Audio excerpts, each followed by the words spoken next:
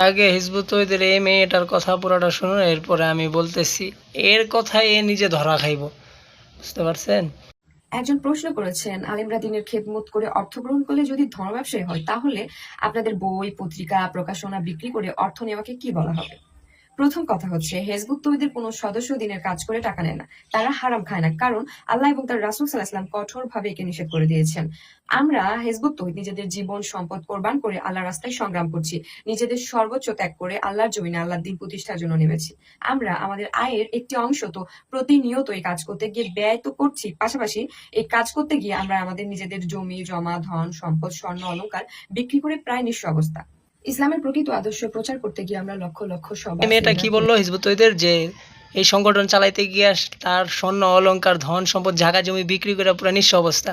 তো এই যে তুমি টাকা পয়সাগুলো দিলা, তোমার নেতায় যে নিল, হিজবুত তৌহিদের ইমাম সেলিম সাহেব যে নিল, এটা সে ধর্ম ব্যবসা করলো না? তোমার কাছ থেকে যে নিল, শুধু তোমার কাছ থেকে না, সবার কাছ থেকে টাকা নিতেছে। তোমরা টাকা নিলে ব্যবসা হয় না, হুজুররা টাকা ধর্মের জন্য ব্যবহার করলেই এটা ধর্ম ব্যবসা হয়ে যায়। এরপরে কি বলে শোনেন। শুরু করে যার যার সামর্থ্য অনুযায়ী 10,000 পর্যন্ত টাকা দিয়ে আমরা এতে অংশগ্রহণ করে থাকি। বিভিন্ন বই, পত্রিকা, ম্যাগাজিন, লিফলেট ইত্যাদি প্রকাশের মাধ্যমেও আমরা আমাদের এই আদর্শটা প্রচার করছি। লক্ষ লক্ষ হ্যান্ডবিল আমরা বিনামূল্যে মানুষের কাছে পৌঁছে দিচ্ছি। কিন্তু বই, পত্রিকা, ম্যাগাজিন ইত্যাদি বেশি মূল্যে প্রকাশনার ক্ষেত্রে আমরা শুধু প্রিন্টিং খরচটাই নিয়ে থাকি, কারণ এতে এত বেশি ব্যয় বহন করার এটা বললো সামর্থ্য আমাদের নেই। যে বই 10 বিক্রি করে আবার এই যে 10,000 করে টাকা দিয়া তারপরে সংগঠনে ঢুকতে হয়। এটা আমারও বলছে, আমি যখন ঢুকতে চাইছি তো 10,000 টাকা দিয়ে ঢুকতে হয়, এরপরে প্রতি মাসে মাসে টাকা দিতে হয় এই সংগঠনের ভিতরে। এরপরে বই টই বিক্রি করে এগুলোর টাকাও সেই সংগঠনে সব চলে যায়। তো হ্যান্ড ব্লেড যেগুলো আছে, হ্যান্ড ব্লেড যা এই যে ছোটোখাটো যে বইগুলো, এগুলা তো সবাই ফ্রিতে দেয়। কোনো হুজুর অথবা কোনো মাদ্রাসার ইয়ারা বলছে যে এই যে আপনার হ্যান্ড ব্লেড দিলাম, এটা দাওয়াত রইলে আপনি আমার টাকা দেন। এই মূর্খের মতো কথাবার্তা। এরা টাকা নিলে সমস্যা হয় না, সেটা ধর্ম ব্যবসা হয় না, বুঝছেন? এটা দিন প্রচারের জন্য হয়, আর হুজুরা দিন প্রচার করে না। আর ব্যাককল এরপরে কি বলে শোনেন। ছাপাই আমরা, যাতে করে আরো 10 জনের কাছে আদর্শটা পৌঁছে দিতে পারি। 10টি বই বিক্রি করতে গিয়ে দেখা যায় আমাদের পকেট থেকে 100 টাকা গাড়ি ভাড়া ও আনুষঙ্গিক খরচ হয়ে যায়।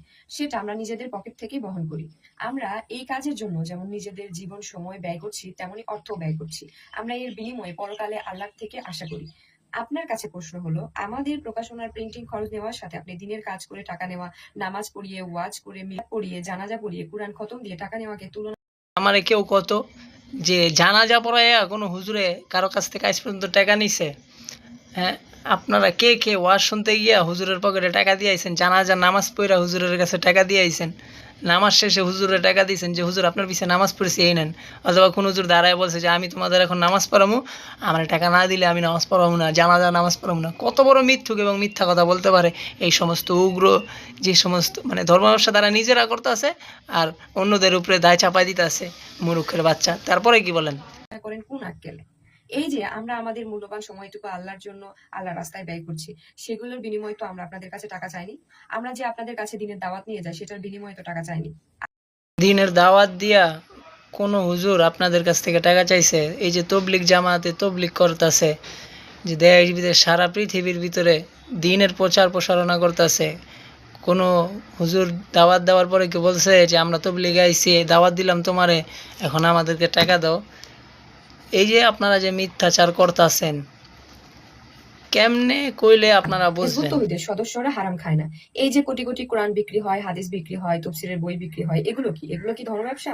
এগুলো তো ধর্ম ব্যবসা না। ব্যবসা যদি আপনারটা না হইয়া থাকে, যে বইপত্র বিক্রি করলে ধর্ম ব্যবসা হয় না, তাহলে তাদেরটা কীভাবে হইলো? তারাও তো বইপত্র এইভাবে বিক্রি করে, পরীক্ষা পড়াশোনা নেয়, পড়াশোনা করায়। তো তারা সময় ব্যয় করে, নিজের জানমাল ব্যয় করে পরিশ্রমের টাকা দিয়েই। তো মানে বুঝে আসে না। আপনি নিজেই বললেন যে আপনাদেরটা ব্যবসা না, তাইলে নিজের বেলায় 16 আনা আরেকজনেরটা তারে নাড়ায়।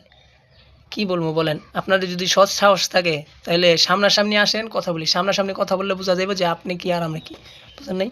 এখন কথা হইলো, আমি হিজবুত তৌহিদের অনেকের সাথে কথা বলছি, তারা 1 নম্বরের মুরুক্ষ। মানে মুরুক্ষর উপরে যদি কিছু থাকে, পড়াশোনা করছে দিনে, কি করছে আল্লাহ ভালো জানে, মানে মাথায় তাদের কিচ্ছু নেই। একজন ডাক্তার, তার কথাবার্তাও শুনলে আপনার মনে হবে যে সে একটা গণ্ডমূর্খ। এই হলো তাদের অবস্থা।